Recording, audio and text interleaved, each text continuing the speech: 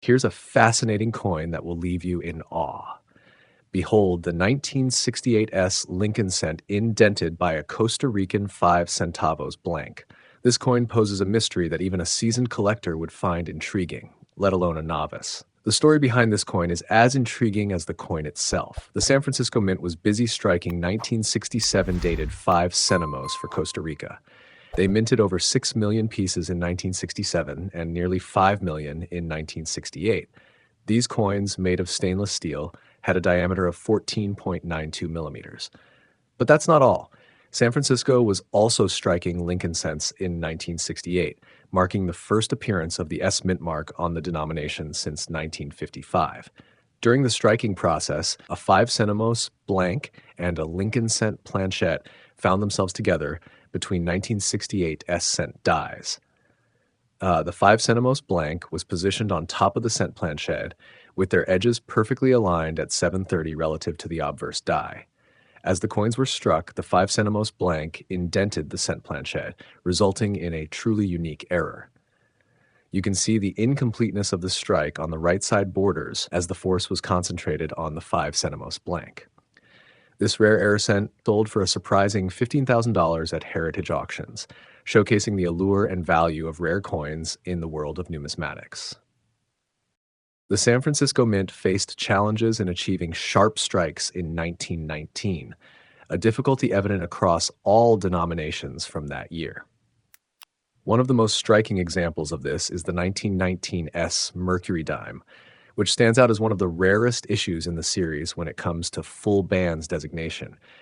In fact, it's even scarcer than any preceding date from any mint with such a designation. But what exactly does full bands mean in U.S. numismatics? The full bands designation is granted to Mercury dimes where the central set of bands displays a complete split in the middle. This specific coin, a high-end gem, is exceptionally rare, possibly even more so than the certified population totals would suggest. The official data might be inflated due to a number of resubmissions given the high value of gem-quality 1919 full bands dimes. This particular piece is plus-graded, exhibiting satiny luster and light golden toning. The interior devices are boldly rendered, a testament to its quality, while the outer peripheral legends may show occasional weakness, a common trait in coins of this era. It's a truly remarkable coin, and it recently sold for $15,000, showcasing its value and desirability among collectors. While not the lowest mintage issue in the Lincoln cent series, cents coined at the Denver Mint in 1914 have the smallest surviving population. The other two dates were targeted by speculators and thus survive in disproportionately high numbers, while 1914 D cents flew under the radar until the opportunity to save them was all but lost.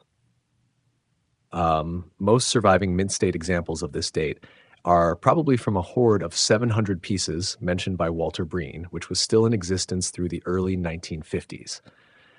Others are from 2 rolls of spotted red and brown pieces discovered in Hawaii or the Philippines during the 1970s, according to a first-hand account by Dave Bowers.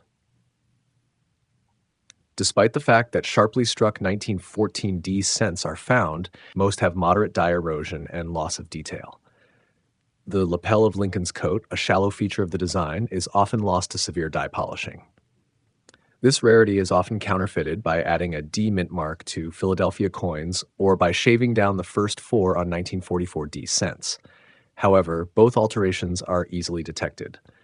The D mint mark on 1914 D cents was not used after 1931, and 1944 cents have the letters VDB on the truncation of Lincoln's bust, while those made before 1918 do not. This particular gem is in mint state 65 red.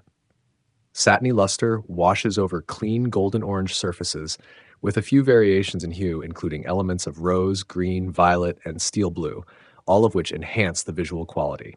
The raised design elements are uniformly well struck. Housed in a green label holder, it was sold for $15,000. Bicentennial coins are highly collectible among U.S. coin enthusiasts, including dual-dated Eisenhower dollars. If you have a 1976 Eisenhower dollar struck on a silver planchet in pristine, sharply struck, and contact-free condition, you could potentially earn hundreds, if not thousands of dollars from its sale at auction. For example, a recent MS-69 Superb gem fetched a staggering $15,000 at heritage auctions.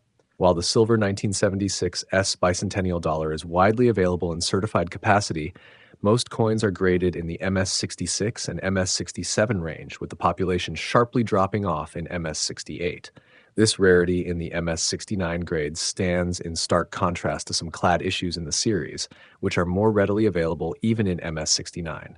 The 1976 S silver issue is a major rarity in MS-69. This dollar coin boasts pristine satin luster across brilliant surfaces and sharp design elements. A few faint russet accents around the borders serve as pedigree markers, adding to its allure and value among collectors. The 1932 quarter dollars were not minted out of necessity for commerce, as business activity was at its lowest point that year. Instead, these coins were produced as commemorative issues with the intention that they would eventually enter general circulation. While all three mints struck Washington quarters, production at the Denver and San Francisco mints was limited to the potential number of collectors desiring three-piece sets. Just over 436,000 quarters were coined at the Denver Mint in 1932, a number considered sufficient to curb speculation at the time. However, no one could have predicted that millions of people would join the ranks of coin collectors a generation later, leading to the hoarding of 1932D quarters and rapid price increases. It appears that most of the mintage did enter circulation, likely in 1934 when production resumed at the Denver Mint. Mint state examples are scarce, though not truly rare. Gems, on the other hand, are quite rare, and few coins have been certified as MS-65 or higher. Worn specimens are plentiful, especially in the lower grades. Most MS survivors are well struck and exhibit satiny or finely frosted luster. Nicely toned examples are rare and command significant premiums.